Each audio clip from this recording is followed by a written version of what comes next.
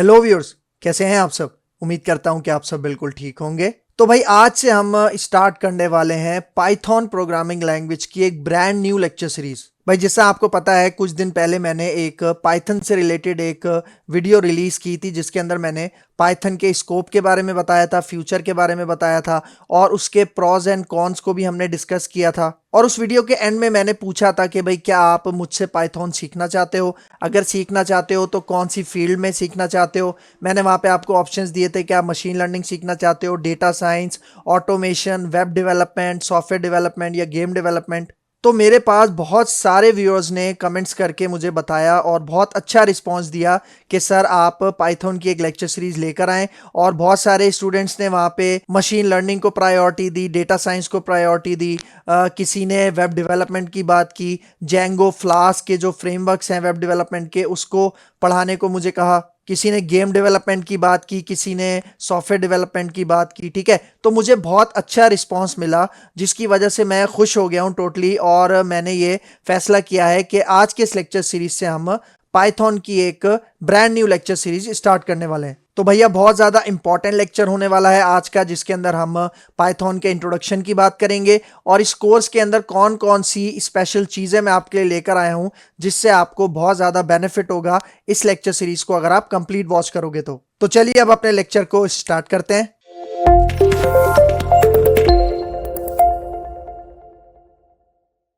ठीक है, तो भैया तो सबसे पहले हम इस लेक्चर सीरीज को स्टार्ट करने के लिए यहाँ पे सबसे पहले पाइथन के इंट्रोडक्शन की बात करेंगे। तो भाई इस इंट्रोडक्शन को स्टार्ट करने से पहले दिल से एक रिक्वेस्ट है कि देखो इस तरह के जो भी लेक्चर सीरीज मैं लेकर आता हूँ इसमें बहुत ज़्यादा मेहनत रिक्वायर्ड होती है, बहुत ज़्यादा टाइम कंज्यूमिंग होता है। ठीक है, बहुत ज़्यादा एफर्ट लगती है। तो प्लीज़ दिल से गुजारिश है कि मेरे चैनल को ज़रूर सब्सक्राइब करना, ज़्यादा से ज़्यादा इन वीडियोस को शेयर करना, इस लेक्चर सीरीज़ को शेयर करना, क्योंकि ये सिर्फ आपके काम नहीं आएगी बल्कि और जो डेवलपर्स हैं, जो यंग डेवलपर्स हैं, जो इस फील्ड के अंदर आना चाहते हैं, पाइथन को सीखना चाहते हैं, तो उसके लिए ये जो लेक्चर सीरीज़ है वो बहुत ज़्यादा बेनिफिशियल होने वाली है। तो वीडियो को सब्सक्राइब करना, शेयर करना और ज़्यादा से ज़्यादा लाइक और कमेंट करना। तो चलो अब स्टार्ट करते हैं अपना इंट्रोडक्शन टू पाइथन। ठीक है, तो भाई देखो इस लेक्चर सीरीज के अंदर कौन कौन सी चीजें मैं डिस्कस करूंगा, सबसे पहले मैं आपको वो बता दूं। ठीक है, तो इस लेक्चर के अंदर हम सबसे पहले बात करेंगे व्हाट इज पाइथन, पाइथन क्या है। ठीक है, फिर उसके बाद पाइथन की थोड़ी सी हिस्ट्री को भी डिस्कस करेंगे और फिर इसके साथ साथ पाइथन की वर्जनिंग, मतलब पाइथन के कौन कौन से वर्जन आ चुके हैं, हम कौन से वर्जन के ऊपर काम करने वाले हैं। ठीक है, उसके बाद हम यहाँ पे बात करेंगे व्हाट कैन पाइथन डू, मतलब आखिर क्यों पाइथन की इतनी हाइप क्रिएट हुई है आज भी मार्केट के अंदर, जिसकी वजह से हर कोई पाइथन लैंग्वेज को सीखना चाह रहा है, उसके ऊपर काम करना चाह रहा है, उसके ऊपर प्रोजेक्ट्स बनाना चाह रहा है और जिसको अपनी अर्निंग अच्छी करनी है वो क्यों पाइथन को सीखता है। ठीक है, तो ये सारी चीजें आज के इस लेक्चर के अंदर डिस्कस करेंगे। ठीक है, उसके बाद देखो वाई पाइथन, पाइथन ही क्यों, क्योंकि आपको पता है मार्केट के अंदर बहुत सारी प्रोग्रामिंग लैंग्वेजेस हैं, पाइथन ही क्यों इतनी मकबूल है और क्यों हर कोई पाइथन के पीछे पड़ा हुआ है। ठीक है, तो इसको भी देखेंगे।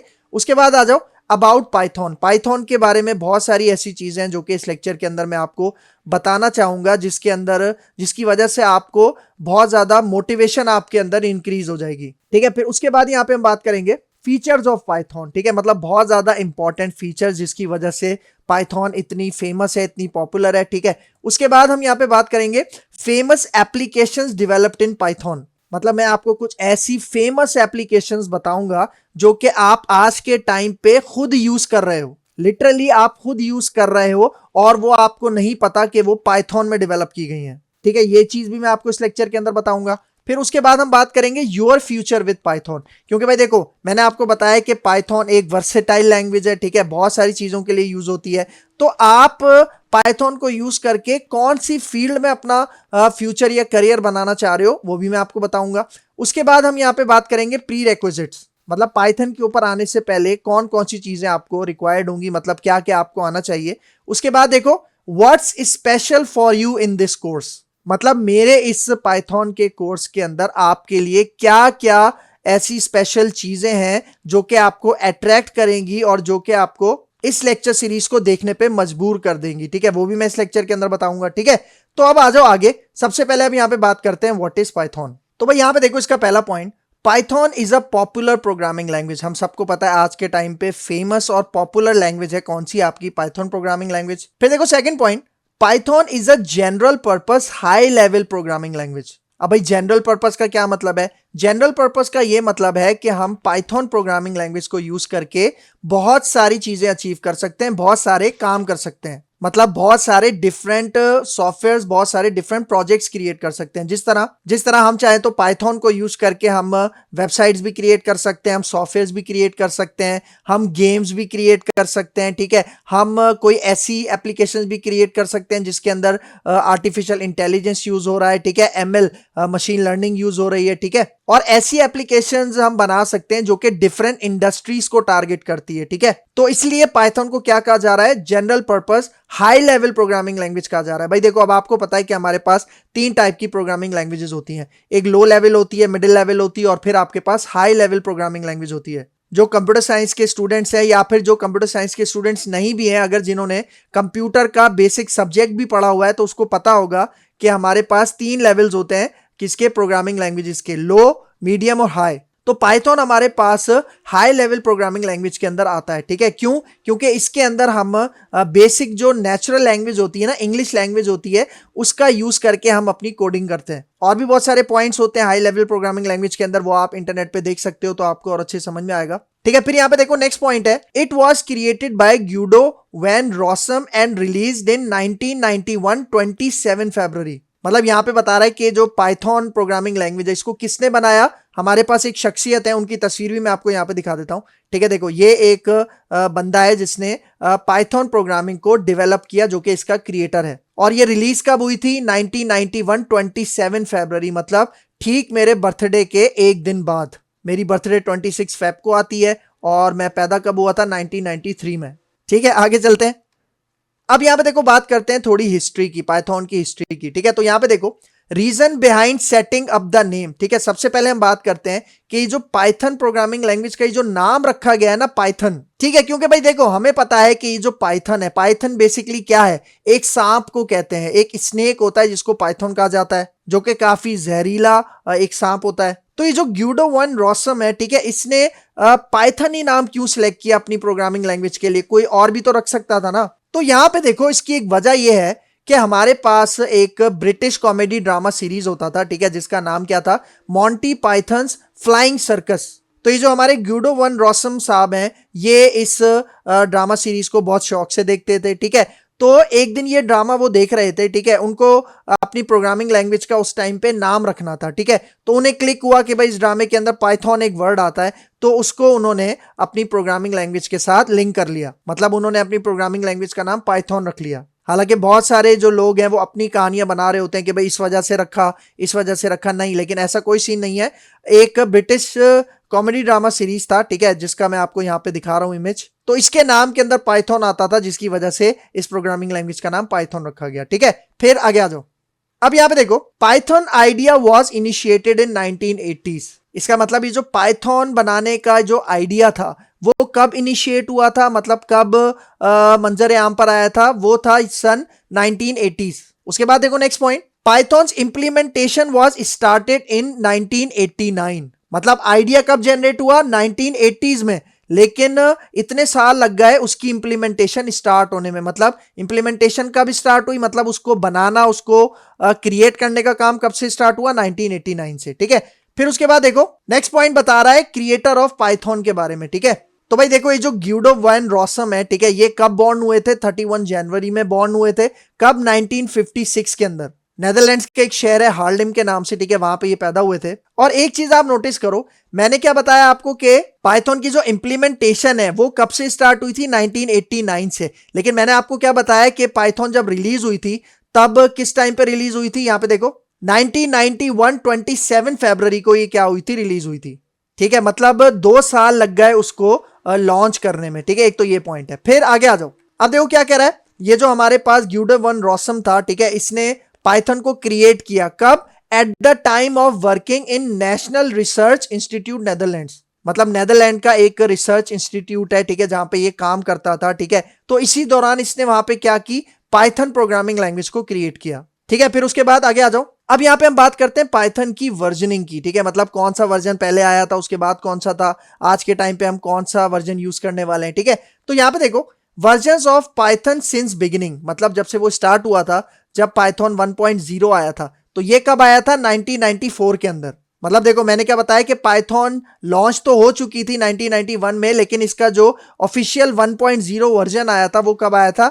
1994 के अंदर, ठीक है। और फिर उसके 6 साल के बाद हमारे पास पाइथन 2.0 आया था। लेकिन भाई देखो आप ये सोच रहे होगे कि इन 6 सालों के अंदर कोई वर्जन की अपडेट नहीं आई। बिल्कुल आई थी। मतलब 1 के बाद ये जो 2 है ना, 1 और 2 के बीच में भी बहुत सारे वर्जन आए थे, जिस तरह 1.2.1 हो गया या 1.3.1 हो गया, ठीक है। इस तरह के बहुत सारे वर्जन इसके अंदर आए थे, लेकिन यहां पे मैं जस्ट आपको डायरेक्टली यहां पे बता रहा हूं, ठीक है। उसके बाद पाइथन 3 आया था हमारे पास 2008 के अंदर। तो भाई देखो एक बहुत ज्यादा इंपॉर्टेंट पॉइंट आपको बताऊं कि पाइथन 2 और पाइथन 3 के अंदर बहुत सारी मेजर चेंजेस थी। इसका मतलब पाइथन 2 के अंदर जो चीजें नहीं थी, ठीक है, वो पाइथन 3 के अंदर लॉन्च की गई थी। मतलब बहुत ज्यादा ह्यूज चेंजेस हुए थे, बहुत ज्यादा मेजर चेंजेस हुए थे। और मजे की बात जो मैं आपको बताऊं कि आज जो हम पाइथन का वर्जन यूज कर रहे हैं वो भी पाइथन वर्जन 3 है, जो कि लॉन्च कब हुआ था? 2008 में। लेकिन आज के टाइम पे हम उसका कौन सा वर्जन यूज कर रहे हैं? यहां पे देखो, आज के टाइम पे पाइथन का जो लेटेस्ट स्टेबल वर्जन है वो है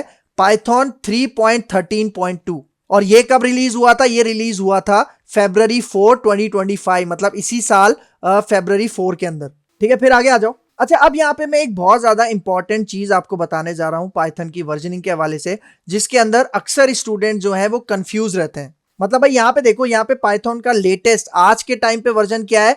3.13.2। लेकिन हो सकता है कि जब आप वीडियो देख रहे हो मेरी आगे जाके, तो हो सकता है कि आपको इसका जो वर्जन है वो मजीद अपग्रेड हुआ हुआ मिले। लेकिन चूंकि ये पाइथन 3 ही चल रही है, तो आप इजिली इस लेक्चर सीरीज के अंदर कंटिन्यू कर सकते हो, क्योंकि बहुत सारी मेजर चेंजेस इसके अंदर नहीं हुई, माइनर सी चेंजेस इसके अंदर हुई हैं। लेकिन भाई देखो, ये जो वर्जन है ना 3.13.2, इस वर्जन की जो नंबरिंग है उसका भी एक मकसद हमारे पास होता है। अब मैं आपको वो समझाता हूं, ठीक है। तो यहां पे आ जाओ।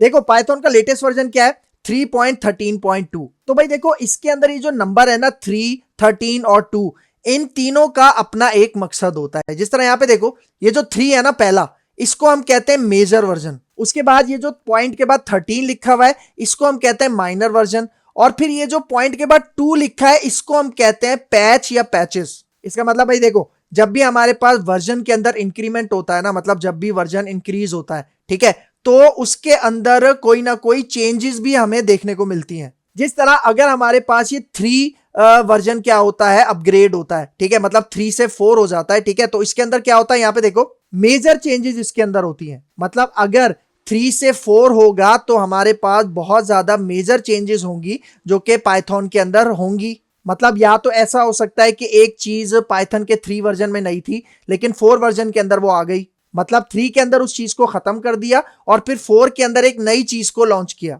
और ऐसा भी हो सकता है कि 3 के अंदर कोई फॉर एग्जांपल एपीआई थी, उसको ब्रेक करके एक न्यू एपीआई उसकी जगह पे क्या कर दी? रिप्लेस कर दी नए वर्जन के अंदर। तो इस तरह की जो मेजर चेंजेस होती है ना, बड़ी जो चेंजिंग होती है, जो हमारे पास ह्यूज चेंजेस होती है, उनकी वजह से ये जो मेजर है ना, मेजर वाला पार्ट, इसको अपग्रेड किया जाता है। जिस तरह मैंने अभी आपको बताया ना कि पाइथन का वर्जन 2 आया था, 2 के बाद जब 3 आया था, तो 3 के अंदर बहुत सारी मेजर चेंजेस थी, बहुत सारी नई चीजों को डाला गया था जो कि 2 के अंदर मौजूद नहीं थी। फिर सेम इसी तरह माइनर के अंदर क्या होते हैं? माइनर चेंजेस होती हैं। मतलब माइनर चेंजेस के अंदर यह होता है कि कोई नया फीचर डाल दिया जाता है, मतलब ऐसा फीचर जिसकी वजह से हमारे जो पीछे के वर्जन हैं उसमें कोई प्रॉब्लम नहीं होती, या किसी फीचर को मॉडिफाई कर दिया जाता है, मतलब ऐसा मॉडिफाई जिसकी वजह से कोई प्रॉब्लम क्रिएट नहीं होती, मतलब जिसकी वजह से वो फीचर आप फिर भी यूज कर सकते हो। मतलब ऐसा कोई मेजर चेंज नहीं होता, ह्यूज चेंज नहीं होता, जो कि मेजर वर्जनिंग के अंदर होता है। उसके बाद आ जाओ, उसके बाद नेक्स्ट है हमारे पास पैचेस, जिसके अंदर क्या होता है? बग को फिक्स किया जाता है। मतलब हो सकता है ना कि फॉर एग्जांपल 3.13.1 आया था, ठीक है, उसके अंदर कुछ बग्स थे, तो उन बग्स को फिक्स करके क्या किया उन्होंने?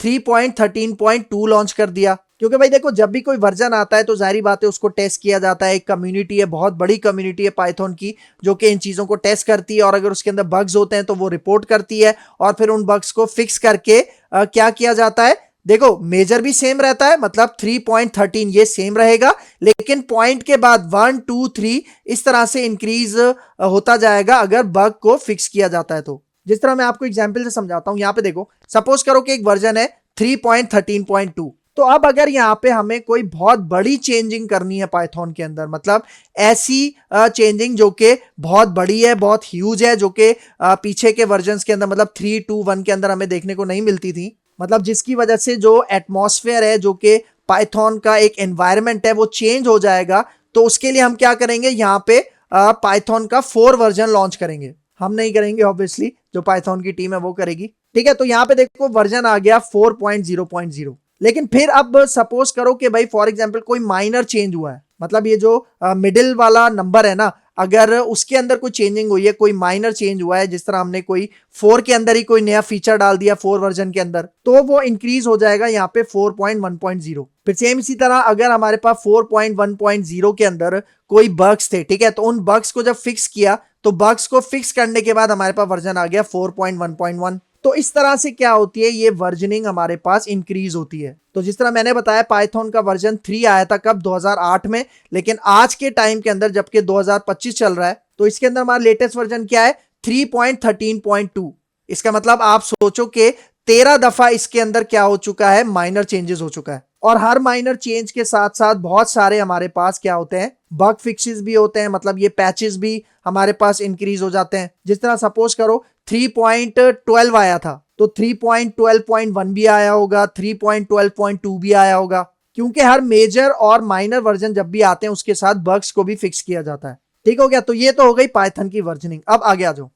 तो अब देखो यहाँ पे कह रहा है व्हाट कैन पाइथन डू, मतलब पाइथन क्या क्या काम कर सकता है, ठीक है। तो यहाँ पे देखो सबसे पहला point, Python can be used on a server to create web applications, मतलब पाइथन को हम as a server side language भी यूज कर सकते हैं ताकि हम वेब एप्लीकेशंस क्रिएट कर सकें, ठीक है। ये इसका एक बहुत बड़ा एडवांटेज है। उसके बाद आगे आ जाओ, Python can connect to database systems, मतलब देखो आज के टाइम पे हमारे पास जितने भी बड़े बड़े डीबीएमएस हैं, डेटाबेस मैनेजमेंट सिस्टम्स हैं, हमारे पास आरडीबीएमएस है, रिलेशनल डेटाबेस मैनेजमेंट सिस्टम्स हैं, ठीक है, उन सब के साथ हम पाइथन को कनेक्ट करके यूज कर सकते हैं। जिस तरह आपका एसक्यूएल हो गया, माई एसक्यूएल हो गया, ठीक है, आपके पास और भी बहुत सारे डेटाबेस हैं, उनके साथ मिलकर आप पाइथन के साथ आप काम कर सकते हो, ठीक है।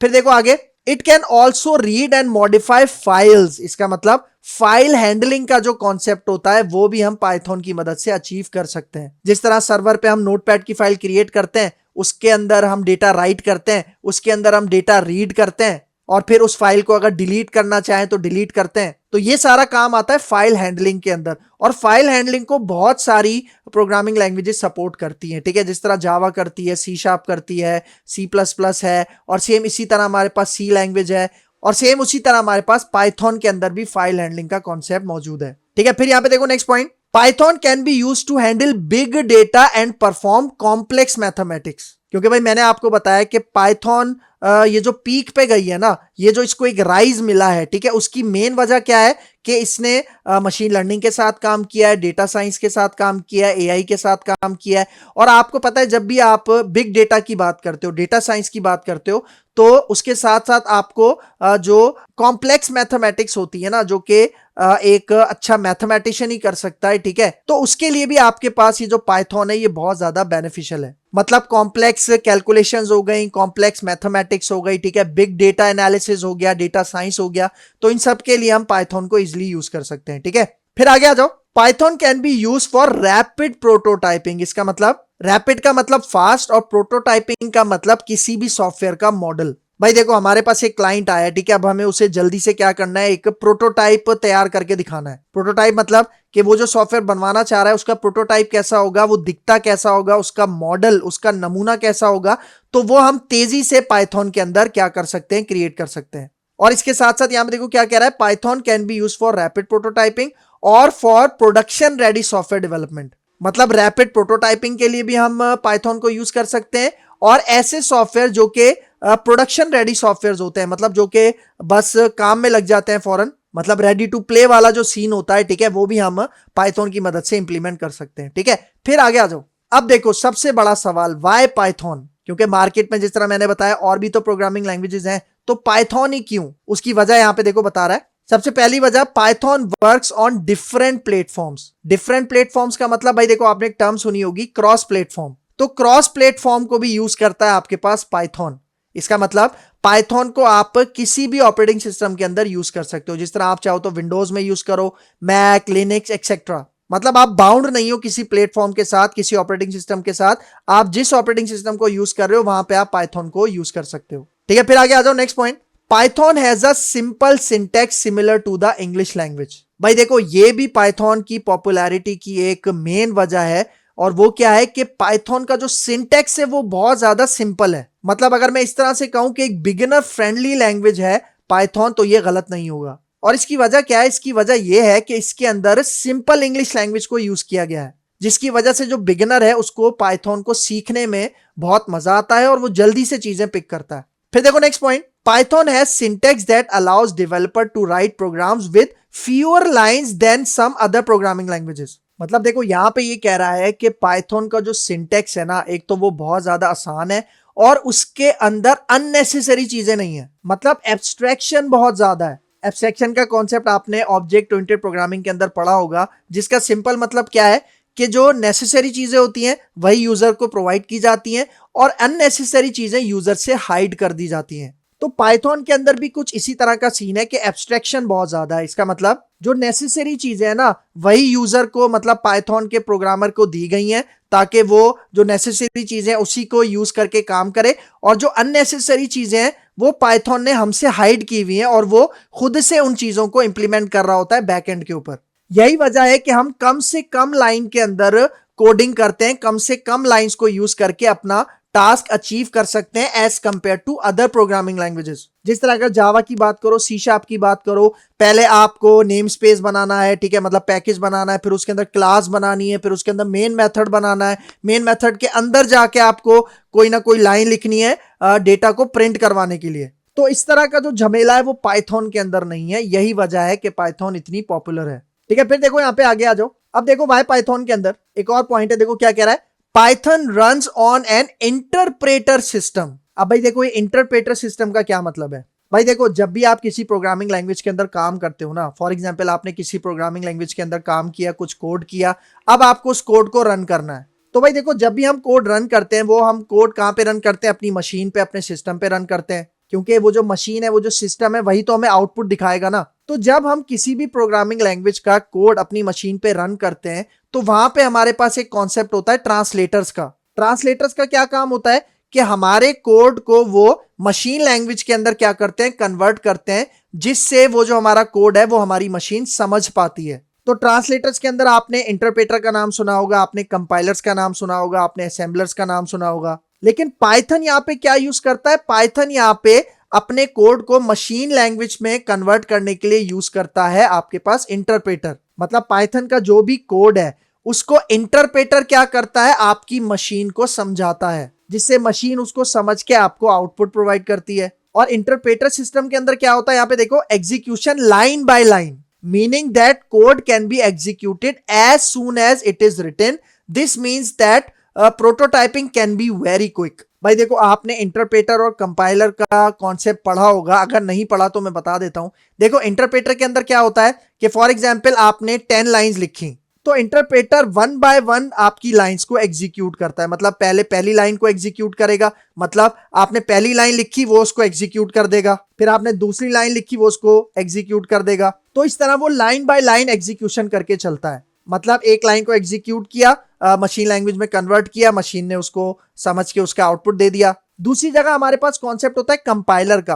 कंपाइलर में क्या होता है कि हमारे पास अगर आपने अपने प्रोग्राम के अंदर 10 लाइंस लिखी हैं, तो कंपाइलर क्या करता है? आपकी सारी 10 लाइंस को क्या करेगा? कंपाइल करेगा और एक साथ उसको मशीन लैंग्वेज में कन्वर्ट करेगा। लेकिन इंटरप्रेटर के अंदर ऐसा नहीं होता। इंटरप्रेटर के अंदर लाइन बाय लाइन एग्जीक्यूशन होती है, जिसकी वजह से जो हमारी प्रोटोटाइपिंग है ना, जो हम जल्दी से पाइथन के अंदर एक रैपिड प्रोटोटाइपिंग कर लेते हैं, वो इसकी यही वजह है। तो अगर आपसे कोई पूछे कि भाई पाइथन के अंदर इंटरप्रेटर यूज होता है या कंपाइलर यूज होता है, तो आपका क्या जवाब होना चाहिए कि पाइथन इंटरप्रेटर को यूज करता है। ठीक है, फिर आगे आ जाओ। अब यहाँ पे देखो बहुत important point, Python is a multi paradigm programming language. अब भाई देखो पैराडिम का क्या मतलब है, पहले इसको समझो। भाई देखो हमारे पास अलग अलग किस्म के पैराडिम्स होते हैं ना। अगर मैं एक पैराडिम की बात करूं जो कि होता है प्रोसीजरल, एक होता है ऑब्जेक्ट ओरिएंटेड। तो पाइथन हमारे पास मल्टी पैराडिम प्रोग्रामिंग लैंग्वेज है। इसका मतलब आप चाहो तो प्रोसीजरल वे के अंदर भी अपनी पाइथन की प्रोग्रामिंग को यूज कर सकते हो, आप चाहो तो ऑब्जेक्ट ओरिएंटेड स्टाइल के अंदर भी पाइथन को यूज कर सकते हो। मतलब डेवलपर के ऊपर डिपेंड करता है कि वो ऑब्जेक्ट ओरिएंटेड स्टाइल में काम करना चाह रहा है या प्रोसीजरल स्टाइल में काम करना चाह रहा है। जिस तरह भाई अगर कोई डेवलपर जावा या सी शार्प प्रोग्रामिंग को पढ़ के आ रहा है तो वो प्रायोरिटी देगा कि भाई मैं ऑब्जेक्ट ओरिएंटेड स्टाइल के ऊपर काम करूं पाइथन के अंदर। लेकिन दूसरी जगह अगर कोई सी प्रोग्रामिंग पढ़ के आ रहा है या फिर कोई पीएचपी प्रोग्रामिंग लैंग्वेज पढ़ के आ रहा है तो वो फोकस करेगा कि भाई वो प्रोसीजरल वे के अंदर काम करे पाइथन को यूज करके। तो ये एक बहुत बड़ी फ्लेक्सिबिलिटी दी हुई है किसको, डेवलपर्स को, जिसकी वजह से पाइथन सारे प्रोग्रामर्स की आंख का तारा है। ठीक है, फिर आगे आ जाओ भाई। देखो अब मैं आपको बताता हूं कि पाइथन क्यों इतनी फेमस है। भाई देखो पिछले 8-10 सालों से क्यों पाइथन आज भी, आज के टाइम पे भी एक जबरदस्त और एक पॉपुलर लैंग्वेज मानी जाती है। भाई देखो अगर मैं अपनी बात करूं तो मैंने पाइथन सीखी थी 2019 के अंदर। तो 2019 से लेके आज के टाइम तक आपको पता है कि बहुत सारे रेवोल्यूशंस आ चुके हैं। एआई का रेवोल्यूशन आ चुका है हमारे पास, मशीन लर्निंग आ चुका है, डेटा साइंस आ चुका है। तो जब मैंने पाइथन को सीखा था तो तब सिनेरियो बहुत ज्यादा डिफरेंट था, अब बहुत ज्यादा डिफरेंट है। लेकिन आप एक चीज यहां पे समझो, लेकिन आप एक चीज को यहां पे रियलाइज करो कि पाइथन उस टाइम पे भी नंबर 1 थी, आज के टाइम पे भी नंबर 1 है। तो अगर मैं आपको यहाँ पे पाइथन की रैंकिंग बताऊं तो देखो पाइथन आज भी हमारे पास नंबर 1 रैंकिंग के ऊपर मौजूद है। मतलब आज के टाइम पे जब मैं वीडियो बना रहा हूं तो इस टाइम पे भी पाइथन आपकी नंबर 1 पोजीशन के ऊपर मौजूद है। सेकंड पे कौन है? सेकंड पे आपके पास जावास्क्रिप्ट है। और मजे की बात आपको पता होगा कि पाइथन और जावास्क्रिप्ट में क्या चल रही है, लड़ाई चल रही है। किसी महीने जावास्क्रिप्ट ऊपर आ जाती है, किसी महीने पाइथन सेकंड पे चली जाती है, किसी महीने पाइथन दोबारा 1 पे आ जाती है, जावास्क्रिप्ट 2 पे चली जाती है। तो ये तकरीबन पिछले 2-3 सालों के अंदर तो चल रहा है, मैंने इसको देखा है। मतलब पिछले 2-3 सालों से ये लड़ाई चल रही है। फिर देखो नंबर 3 पे आ जाती है आपके पास जावा, 4th पे आ जाती है सी प्लस प्लस। अब अगर तुम्हें किसी ने कहा ना कि सी प्लस प्लस एक बैकवर्ड लैंग्वेज हो गई है, आउटडेटेड लैंग्वेज हो गई है, तो उसको जरा ये लिस्ट दिखा देना। ठीक है, फिर 5th पे आ जाती है आपके पास सी शार्प प्रोग्रामिंग लैंग्वेज, फिर आ जाती है रस्ट, फिर इसी तरह आपके पास गो लैंग्वेज आ जाती है, टाइप स्क्रिप्ट आ जाती है, कॉटलिन आ जाती है जो कि जावा का एक रिप्लेसमेंट माना जाता है लेकिन अभी भी जावा से नीचे है। फिर उसके बाद आ जाती है स्विफ्ट जो कि एप्पल प्रोडक्ट्स के लिए प्रोग्रामिंग यूज की जाती है। तो भाई देखो इन सारी लैंग्वेजेस के अंदर आज भी पाइथन नंबर 1 है। ठीक है, फिर आगे आ जाओ। अब यहाँ पे बात करते हैं अबाउट पाइथन, मतलब पाइथन के बारे में कुछ चीजें आपको पता होनी चाहिए। ठीक है, सबसे पहले यहाँ पे देखो क्या कह रहा है, Python is a high level interpreted interactive and object oriented scripting language. भाई देखो ये तो आपको पता चल गया ना, पाइथन एक हाई लेवल प्रोग्रामिंग लैंग्वेज है। इंटरप्रेटेड का मतलब इसके अंदर इंटरप्रेटर यूज किया जाता है। फिर देखो इंटरएक्टिव, इंटरएक्टिव किसे कहते हैं अभी मैं आपको आगे जाके बताता हूं। और फिर देखो ऑब्जेक्ट ओरिएंटेड, मैंने बताया था ना कि आप पाइथन को ऑब्जेक्ट ओरिएंटेड स्टाइल के अंदर भी यूज कर सकते हो। और फिर देखो स्क्रिप्टिंग लैंग्वेज, और फिर देखो स्क्रिप्टिंग लैंग्वेज। जिस तरह से जावास्क्रिप्ट एक स्क्रिप्टिंग लैंग्वेज है ना, उसी तरह पाइथन को भी आप as a scripting language use कर सकते हो। यही वजह है कि जावास्क्रिप्ट और पाइथन के अंदर लड़ाई चल रही है कि कभी पाइथन नंबर 1 पे आ जाती है, कभी जावास्क्रिप्ट नंबर 1 पे आ जाती है। तो ये पाइथन की एक कंप्लीट डेफिनेशन है जो कि आप वन लाइनर अगर किसी को बताओगे तो वो समझ जाएगा आपकी बात। लेकिन ऑब्वियसली किसी पढ़े लिखे प्रोग्रामर को बताओगे तभी वो समझेगा, रेडी वाला तो नहीं समझेगा ना। ठीक है, फिर देखो next point, Python is design to be highly readable. मतलब देखो पाइथन को डिजाइन किया गया है इस तरह से कि वो हाईली रीडेबल हो। मतलब एक बच्चा भी अगर पाइथन का कोड रीड करता है ना, ठीक है, भले उसकी प्रोग्रामिंग की नॉलेज ना हो लेकिन फिर भी वो आपको उसकी जो कोडिंग है, उसके जो स्टेप्स हैं वो देख के बता सकता है कि उसके अंदर क्या काम हो रहा है। जाहिर बात है एक्यूरेटली तो नहीं बताएगा लेकिन थोड़ा बहुत आपको आइडिया दे देगा। उसकी वजह क्या है? उसकी वजह यह है कि हमारे पास जो पाइथन का सिंटैक्स है वो बहुत ज्यादा सिंपल है और इसके अंदर करली ब्रैकेट्स नहीं है। अब हो सकता है जो नए लोग हों उनको शॉक लगाओ ये मेरी बात सुन के कि भाई पाइथन के अंदर करली ब्रैकेट्स नहीं है। मतलब अगर आप इफ कंडीशन स्टार्ट करते हो, एरे स्टार्ट करते हो, लूप स्टार्ट करते हो तो कहीं भी आपको कर्ली ब्रैकेट देने की जरूरत नहीं है। अच्छा भाई कर्ली ब्रैकेट नहीं देंगे तो क्या देंगे वो अभी मैं आपको आगे जाके बताता हूं। ठीक है, तो यहां पे देखो it uses English keywords frequently whereas the other language uses punctuations. मतलब यहां पे कह रहा है कि जो पाइथन है ना वो फ्रीक्वेंटली मतलब बहुत ज्यादा इंग्लिश कीवर्ड्स को प्रायोरिटी देती है as compare to punctuations. Punctuations आपको पता होगा अगर आपने इंग्लिश लैंग्वेज पढ़ी है। ठीक है, तो यहां पे यही कह रहा है इंग्लिश कीवर्ड्स को क्या करता है वो प्रायोरिटी देता है पाइथन। ठीक है, फिर आगे आ जाओ। अब देखो क्या कह रहा है, it has fewer syntactical constructions than other languages. जिस तरह मैंने आपको बताया था ना कि अगर दूसरी लैंग्वेज की हम बात करें, जावा, सी शार्प की बात करें, तो वहां पे पहले नेम स्पेस होता है, फिर क्लास होती है, फिर उसके अंदर मेन मेथड होता है, उसके अंदर फिर हम कोडिंग करते हैं। तो पाइथन के अंदर ये सारी चीजें नहीं है। पाइथन के अंदर ये सारी चीजें हाइड की हुई हैं बैकएंड के ऊपर। मतलब पाइथन के प्रोग्रामर को ये सारी चीजें लिखने की जरूरत नहीं पड़ती। अगर उसे प्रिंट करना है तो डायरेक्ट वो पाइथन की फाइल बनाएगा, उसके अंदर प्रिंट का मेथड यूज करेगा और बूम, दैट्स इट। क्योंकि इसके अंदर कम से कम लाइन ऑफ कोड के अंदर आप अपना टास्क अचीव कर लेते हो। ठीक है, फिर आगे आ जाओ।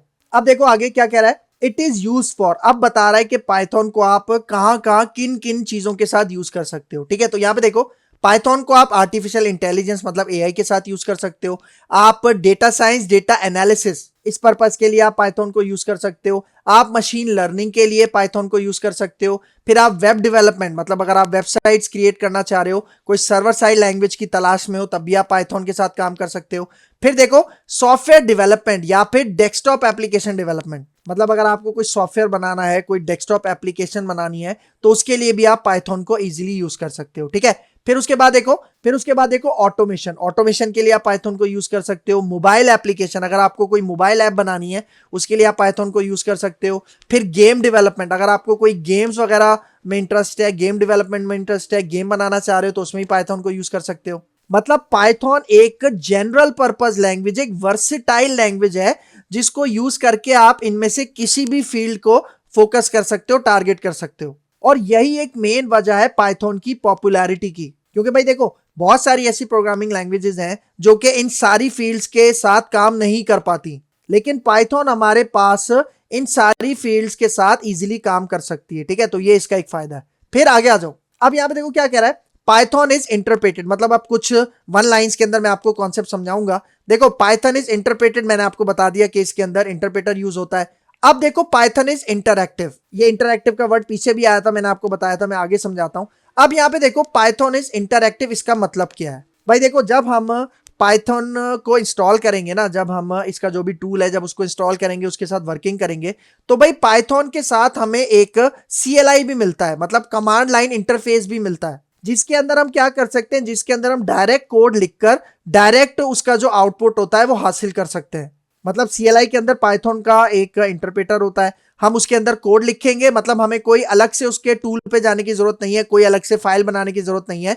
डायरेक्ट जल्दी से हम उसका CLI ओपन करें, वहां पे हम कमांड टाइप करें और वो हमें उसका रिस्पॉन्स देगा, आउटपुट देगा। तो इसलिए कहा जाता है पाइथन को पाइथन इज इंटरएक्टिव। क्यों? क्योंकि वो हमें एक CLI प्रोवाइड करता है और उसके अंदर हम जल्दी से अपना कोड एग्जीक्यूट करके उसका आउटपुट हासिल कर सकते हैं। ठीक है, फिर आगे आ जाओ। अब देखो Python is a beginners language. भाई देखो मैंने आपको बताया था कि बिगिनर्स के लिए पाइथन एक पैराडाइज है, एक जन्नत से कम नहीं है। क्योंकि अगर किसी को जल्दी से कोई प्रोग्रामिंग लैंग्वेज सीखनी है तो Python is a best choice. फिर देखो next point, Python is a case sensitive language. भाई देखो बहुत ज्यादा इंपॉर्टेंट पॉइंट, हमारे पास पाइथन के अलावा भी दूसरी प्रोग्रामिंग लैंग्वेजेस हैं जो कि केस सेंसिटिव मानी जाती हैं, तो पाइथन भी यहाँ पे केस सेंसिटिव है। इसका मतलब अगर आप एक वेरिएबल बनाते हो स्मॉल a और एक दूसरा वेरिएबल बनाते हो कैपिटल A, तो दोनों वेरिएबल्स का नाम क्या है? A, लेकिन उन दोनों की केसिंग डिफरेंट है, तो इस वजह से ये दोनों वेरिएबल्स डिफरेंट माने जाएंगे। मतलब स्मॉल a वाला वेरिएबल डिफरेंट माना जाएगा, डिफरेंटली ट्रीट किया जाएगा, और वो जो कैपिटल A वाला वेरिएबल है उसको डिफरेंटली ट्रीट किया जाएगा। मतलब अगर आप वेरिएबल को कॉल करोगे, स्मॉल a वाले वेरिएबल को कॉल करोगे, तो उसके अंदर जो डेटा होगा वो आपको प्रिंट होगा, लेकिन अगर आप कैपिटल A वाला वेरिएबल कॉल करोगे, प्रिंट करवाओगे, तो कैपिटल A वाले वेरिएबल के अंदर जो भी डेटा है वो आपको प्रिंट होगा। ठीक हो गया? फिर आगे आ जाओ।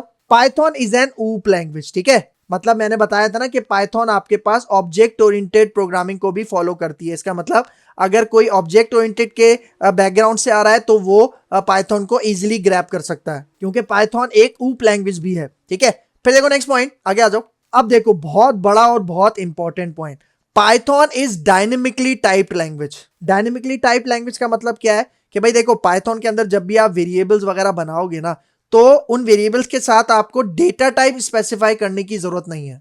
जिस तरह जावा हो गया, सी शार्प हो गया, सी या सी प्लस प्लस हो गया, वहां पे जब भी हम वेरिएबल बनाते हैं तो वहां पे हम उसकी डेटा टाइप स्पेसिफाई करते हैं, जिस तरह इंटीजर हो गया, स्ट्रिंग हो गया, बुलियन हो गया। लेकिन यहाँ पे वेरिएबल बनाते वक्त हमें उसकी डेटा टाइप स्पेसिफाई करने की जरूरत नहीं है, बल्कि वेरिएबल ही बनाने की जरूरत नहीं है। आपने क्या करना है, डायरेक्ट वेरिएबल का नाम लिखना है और डायरेक्ट उसके अंदर वैल्यू डाल देनी है। तो उस वेरिएबल के अंदर आप जिस टाइप की वैल्यू डालोगे ना, उसी टाइप का वो वेरिएबल बन जाएगा। मतलब अगर आपने उस वेरिएबल के अंदर कोई नंबर डाला है तो उस वेरिएबल की डेटा टाइप क्या हो जाएगी, इंटीजर हो जाएगी। अगर आपने उस वेरिएबल के अंदर स्ट्रिंग डाला है तो उस वेरिएबल की डेटा टाइप क्या हो जाएगी, स्ट्रिंग हो जाएगी। तो जब आप पाइथन का कोड रन करते हो ना तो उस वक्त उस वेरिएबल के अंदर जो वैल्यू होगी ना उसी टाइप की वो जो डेटा टाइप है वो असाइन हो जाएगी। तो इसलिए यहाँ पे पाइथन को क्या कहा जाता है, डायनेमिकली टाइप लैंग्वेज।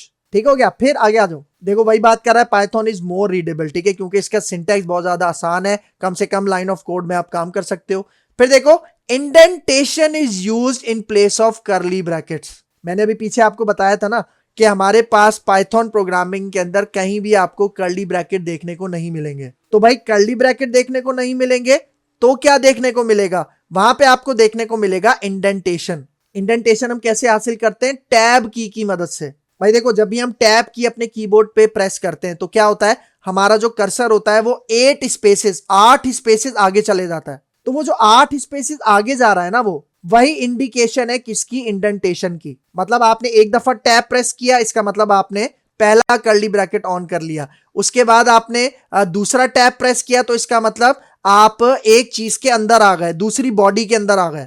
ठीक है, तो इस तरह से इसका सारा काम चलता है। मतलब अगर आपको नेस्टिंग करनी है तो आपको 2 दफा टैब प्रेस करना है। अगर आपको एक दफा बॉडी स्टार्ट करनी है तो आपको एक दफा टैब प्रेस करना है। ये सारी चीजें मैं आपको प्रैक्टिकल सिखाऊंगा, ठीक है, टेंशन लेने की बात नहीं है। यहाँ पे जस्ट मैं आपको कॉन्सेप्ट समझाना चाह रहा हूँ कि इसके अंदर कर्ली ब्रैकेट नहीं होते बल्कि टैब की इसके ऊपर काम होता है, मतलब इंडेंटेशन के ऊपर काम होता है। ठीक है, फिर देखो next point, use variable without declaration. इसका मतलब भाई वेरिएबल डिक्लेयर करने की भी जरूरत नहीं है। और बोलो, जिस तरह हम जावा सी शार्प के अंदर क्या करते थे, अगर मुझे इंटीजर टाइप का वेरिएबल बनाना है तो इंट ए और उसके बाद सेमीकोलन, ये हो गई इसकी डिक्लेरेशन। और उसके बाद फिर नीचे आके ए इज इक्वल टू इनिशियलाइजेशन करते थे, मतलब वैल्यू देते थे। तो भाई यहाँ पे डिक्लेरेशन की जरूरत ही नहीं है, डायरेक्ट वेरिएबल स्टार्ट करो और उसके अंदर इनिशियलाइजेशन करो, मतलब वैल्यू डालो। तो यहाँ पे आपका वेरिएबल डिक्लेयर भी हो जाएगा और आपका इनिशियलाइजेशन भी हो जाएगी। तो देखो कितने मजे की लैंग्वेज है। फिर आगे आ जाओ, अब बात करते हैं यहाँ पे फीचर्स ऑफ पाइथन की। ठीक है, तो यहाँ पे देखो, पाइथन इजी टू लर्न है, ठीक है, ये तो हमें समझ में आ गया। ठीक है,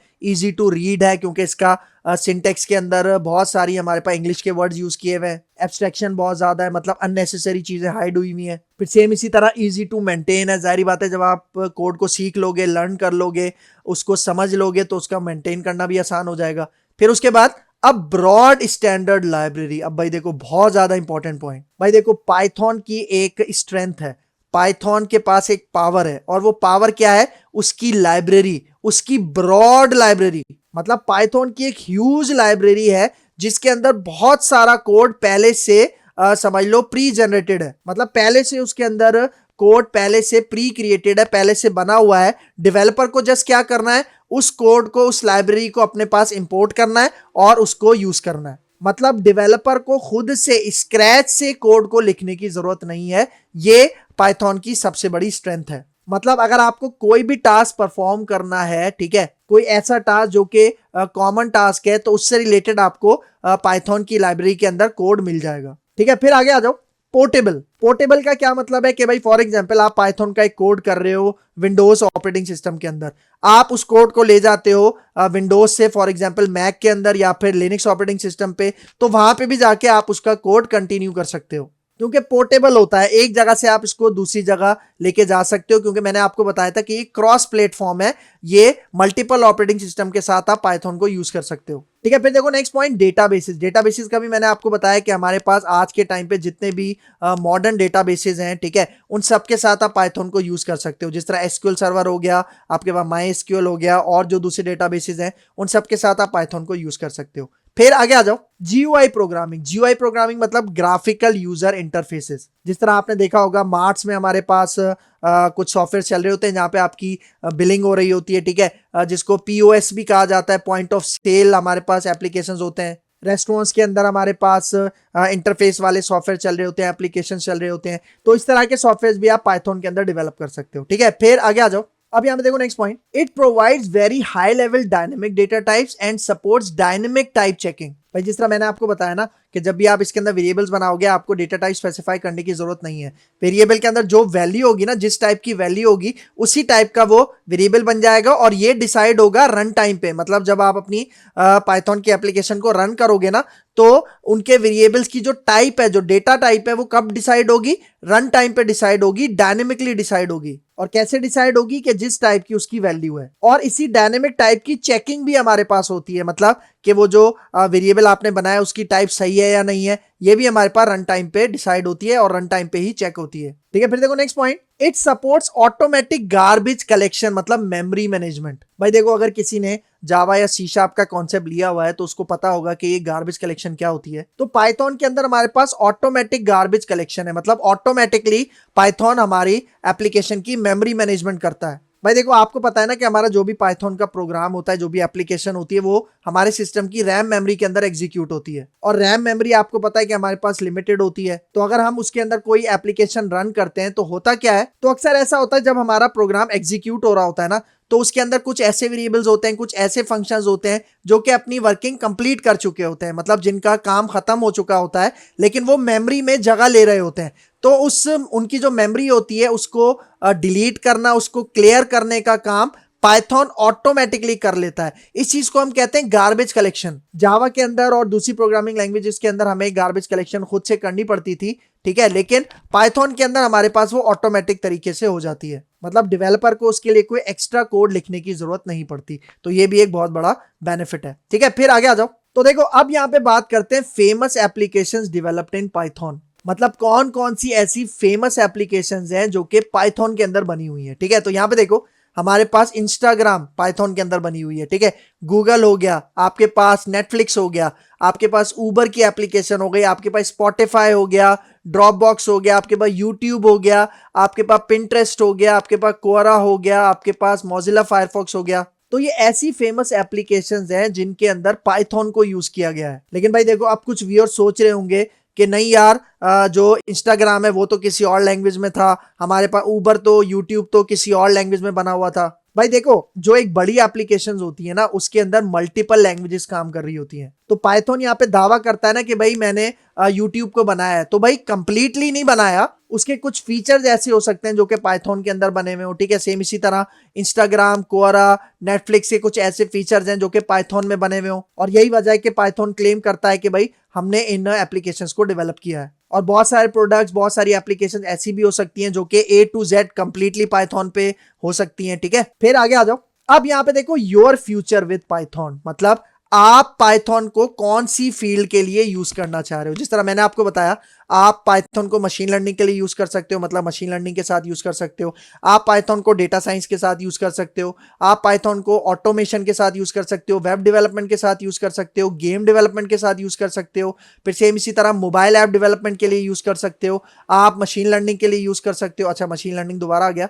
फिर देखो Python with IoT, internet of things, ये कंप्लीट कॉन्सेप्ट है। ठीक है, आप इसके साथ भी पाइथन को यूज कर सकते हो। फिर यहाँ पे देखो पाइथन विद सॉफ्टवेयर डेवलपमेंट, मतलब कोई सॉफ्टवेयर वगैरह बनाने, कोई आपको एप्लीकेशन डेवलपमेंट के लिए यूज करना है तो उसके लिए भी आप पाइथन यूज कर सकते हो। तो भाई देखो आने वाली कुछ वीडियोस के अंदर ना, मतलब सेपरेटली मैं क्या करूंगा, मशीन लर्निंग के ऊपर एक सेपरेट वीडियो बना दूंगा। ठीक है, AI के ऊपर सेपरेट वीडियो बना दूंगा। इसी तरह डेटा साइंस क्या है इसके ऊपर सेपरेट वीडियो बना दूंगा, ताकि जिन लोगों को इन टर्म्स के बारे में बिल्कुल भी नहीं पता ना कि मशीन लर्निंग क्या है, डेटा साइंस क्या है, ठीक है, तो उनके लिए भी मैं एक सेपरेट डेडिकेटेड वीडियो बना दूंगा जिससे आपको इन कॉन्सेप्ट्स को समझने में आसानी होगी। और हो सकता है फ्यूचर में आपको इनके अंदर इंटरेस्ट भी डेवलप हो और आप इसके अंदर काम करना चाहो। ठीक है, फिर आगे आ जाओ। अब यहाँ पे बात करते हैं प्री रिक्विजिट की, मतलब पाइथन के ऊपर आने से पहले आपको क्या आना चाहिए। ठीक है, तो देखो सिंपल सा पॉइंट है यहाँ पे, देखो अब basic understanding of any of the other programming languages is a plus. मतलब पाइथन से पहले अगर आपको कोई भी प्रोग्रामिंग लैंग्वेज आती है तो वो आपके लिए एक प्लस पॉइंट होगा पाइथन को सीखने के लिए। भाई देखो अगर आप कॉलेज से आ रहे हो, आप यूनिवर्सिटी से आ रहे हो, तो वहां पे आपने कोई बेसिक सी प्रोग्रामिंग लैंग्वेज तो पढ़ी होगी। जिस तरह C हो गया, C++ हो गया, ये लैंग्वेजेस अक्सर पढ़ाई जाती हैं यूनिवर्सिटीज में, कॉलेजेस के अंदर। तो अगर आपको कोई भी ऐसी लैंग्वेज आती है, भले बिगिनर लेवल की आती है, वो भी आपके लिए प्लस पॉइंट होगा पाइथन को सीखने के लिए। ठीक है, फिर आगे आ जाओ। अब देखो बहुत बड़ा सवाल, वाई मी, मतलब कि आप इस लेक्चर सीरीज को क्यों फॉलो करो, आप मुझसे ही पाइथन को क्यों सीखो, कि भाई मैं ऐसी कौन सी तोप चीज हूं कि तुम सिर्फ मुझसे ही पाइथन लैंग्वेज सीखो। उसकी एक वजह है। सबसे पहले मैं आपको यहाँ पे अपनी क्वालिफिकेशन बताता हूं। तो भाई यहाँ पे देखो, मैंने मास्टर किया है कंप्यूटर साइंस में, ठीक है। 2K19 मेरा बैच था MCS का। इसके साथ साथ I am a Microsoft certified professional, ठीक है ना, हल्का नहीं लेना। फिर इसी के साथ साथ मैंने ACCP प्रो, एक सॉफ्टवेयर इंजीनियरिंग का डिप्लोमा है जो कि 3 साल का है, वो भी मैंने किया हुआ है। और भी बहुत सारे IT कोर्सेज हैं, क्या क्या बताऊं, स्लाइड के अंदर जगह कम पड़ जाएगी, ठीक है। फिर आगे आ जाओ, अब मैं बात करता हूं अपने एक्सपीरियंस की, ठीक है।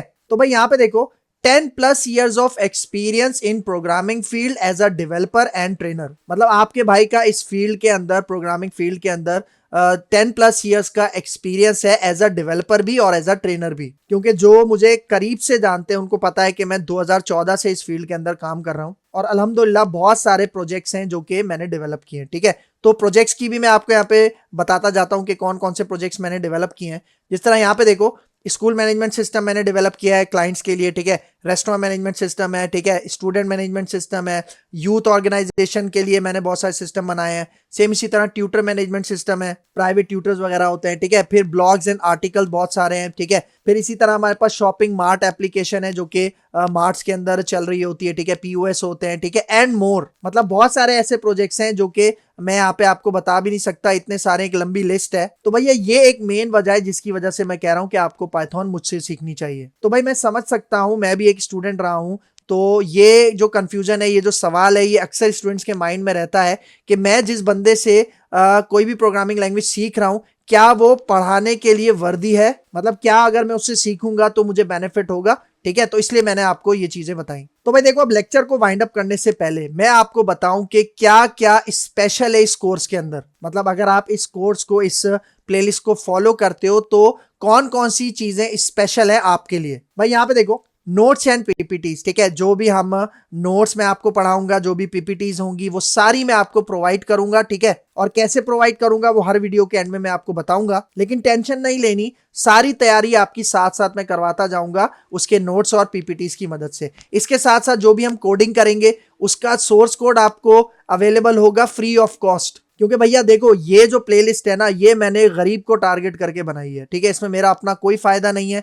मैं कोशिश करूंगा कि ये सारी चीजें इसकी फ्री ऑफ कॉस्ट होंगी, ताकि आप मतलब आप नहीं, हर कोई, ठीक है, जो भी मेरी ये वीडियो देख रहा है, चाहे वो अमीर हो गरीब हो, सबके लिए ये वीडियोस फ्री ऑफ कॉस्ट होंगी, ठीक है। फिर देखो यहाँ पे Q&A सेशंस, भाई देखो मैं सेशन भी रखूंगा, मैं कोशिश करूंगा कि कुछ लाइव सेशन रखूं या फिर कम्युनिटी के जरिए जो हम क्वेश्चन आंसर्स लेते हैं, ठीक है, उसका एक अलग से सेशन मैं बनाऊंगा, जिसकी मदद से मैं आपसे क्वेश्चन लूंगा, ठीक है। मतलब आपके जो भी क्वेश्चंस होंगे XYZ, उनके आंसर्स आपको मैं दे पाऊंगा इंशाल्लाह, ठीक है। फिर यहाँ पे देखो, डेली टास्क एंड असाइनमेंट्स, मतलब जो जो लेक्चर हम कवर करते जाएंगे, ठीक है, जो जो हम चीजें सीखते जाएंगे, उससे रिलेटेड आपको डेली बेसिस पे टास्क और असाइनमेंट्स भी मिलेंगे, जो कि आपने करना है, लाजमी करना है। क्योंकि देखो, अपने साथ ईमानदार रहना, क्योंकि honesty is the best policy. अगर अपने साथ ईमानदार रहोगे ना, तो याद रखना मेरी बात, ऊपर जाओगे और बहुत ज्यादा ऊपर जाओगे। लेकिन भाई ज्यादा ऊपर भी नहीं चले जाना कि सब लोग बोले हाँ यार बहुत अच्छा आदमी था, ठीक है। फिर यहाँ पे देखो, projects for your resume and CVs, भाई देखो प्रोजेक्ट्स के बगैर तो गुजारा ही नहीं है एक डेवलपर का, ठीक है। और ऐसा डेवलपर जो कि जॉब हंटिंग कर रहा है, ठीक है, जॉब, अच्छी सी जॉब लेना चाह रहा है, तो उसकी CV के लिए जो प्रोजेक्ट्स होंगे वो इंशाल्लाह मैं आपको प्रोवाइड करूंगा। प्रोवाइड नहीं करूंगा मतलब ये नहीं समझना कि सोर्स कोड दे दूंगा USB में डाल के, नहीं, ऐसा कोई सीन नहीं है। बल्कि प्रोजेक्ट्स भी मैं बनवाऊंगा, जिसको आप साथ साथ मेरे बनाओगे और उसको बनाने के बाद अपनी CV के अंदर ऐड करोगे। तो ये था आपके लिए स्पेशल जो कि इस कोर्स के अंदर होने वाला है। तो उम्मीद करता हूं कि भाई बहुत ज्यादा मोटिवेट कर दिया होगा मैंने आपको इस पाइथन की लेक्चर सीरीज के अंदर। तो अब आपने मेरे साथ जुड़े रहना है इस लेक्चर सीरीज के एंड तक, ठीक है। तो भैया यहाँ पे हमारा ये लेक्चर हो गया वाइंड अप। तो अगर आपको मेरी वीडियो पसंद आई है तो मेरा चैनल जरूर सब्सक्राइब करके जाना और जुड़े रहना, क्योंकि बहुत सारे इंफॉर्मेटिव लेक्चर्स पाइथन से रिलेटेड आने वाले हैं, ठीक है। पूरी लेक्चर सीरीज होगी, ठीक है, कंप्लीट कॉन्सेप्ट आपको चीजों का मिलेगा। तो आपने मेक श्योर करना है कि सारी वीडियोस देखना है, चैनल को सब्सक्राइब करके रखना है और बेल का आइकन भी प्रेस करके रखना है, ताकि जैसे ही मैं वीडियो अपलोड करूंगा उसका नोटिफिकेशन सबसे पहले आपको मिल सके, ठीक है। तो भाई यहाँ पे अब अपने लेक्चर को वाइंड अप करते हैं और मिलते हैं इंशाल्लाह नेक्स्ट लेक्चर में। तब तक के लिए मुझे दीजिए इजाजत। अल्लाह हाफिज।